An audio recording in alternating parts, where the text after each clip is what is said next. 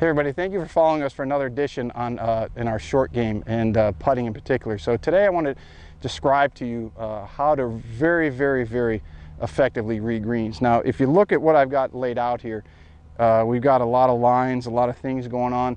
So this video might run a little long because it gets a little detailed. So I'm going to give you the detailed portion and then I'm going to give you sort of the Cliff Notes portion. So what we have here is this white line indicates a straight up and down putt. So we have from above the hole to downhill, and we have from below the hole uphill. And that would be considered 12 o'clock above the hole, and this would be considered 6 o'clock below the hole. The orange line represents a line perpendicular to that.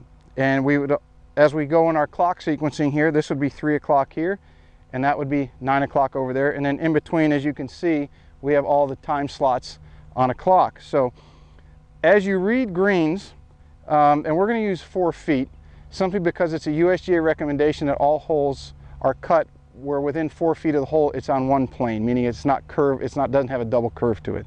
So that's just why we're going to be at 4 feet. So let's say, for example, that you hit your ball and it's right here at about 10 o'clock on our clock face, 4 feet from the hole, and you want to read that putt.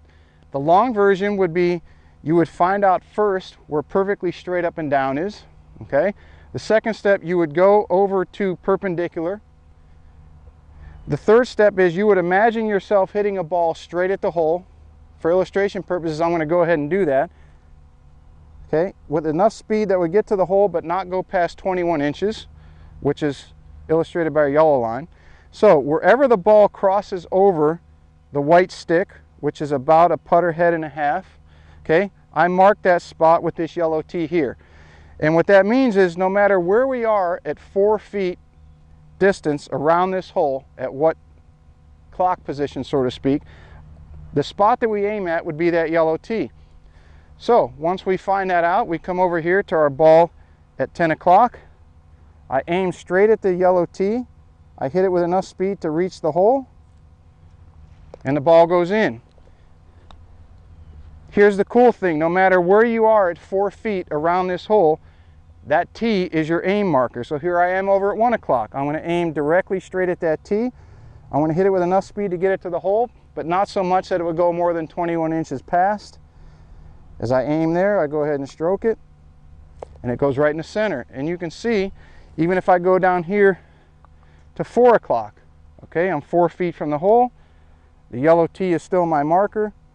I go ahead and stroke it with the same speed, and it goes right in the hole. So it's a very interesting thing that no matter where you are, once you find that point, that is what you aim at, okay? Now, the Cliff Notes version of that, because I know this might seem a little extended and long for some of you and a lot of grid lines and so forth, is let's go back to our ball being at 10 o'clock. What you would do in the Cliff Notes version, you would first have to find where straight up and down is. Then you would go behind your ball and say, I know it's going to break left to right in this situation.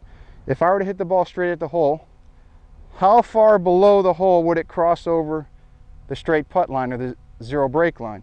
And in this instance, it would be about a putter head and a half. So I would come a putter head and a half on the opposite side of the hole to allow for that break. I would make my point. I go ahead and stand up to it, aim straight at it, hit it with the proper speed, and it goes right in the hole. So that's the Cliff Notes version.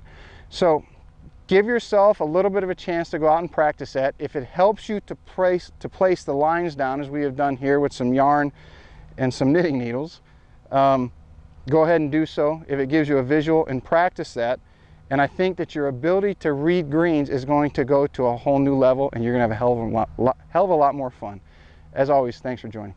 Hey everybody, Pete here from the Golf Paradigm. Thanks for watching the video. You can check us out on Facebook, Twitter, and Instagram. And if you want to watch more videos or subscribe, you can do it right here.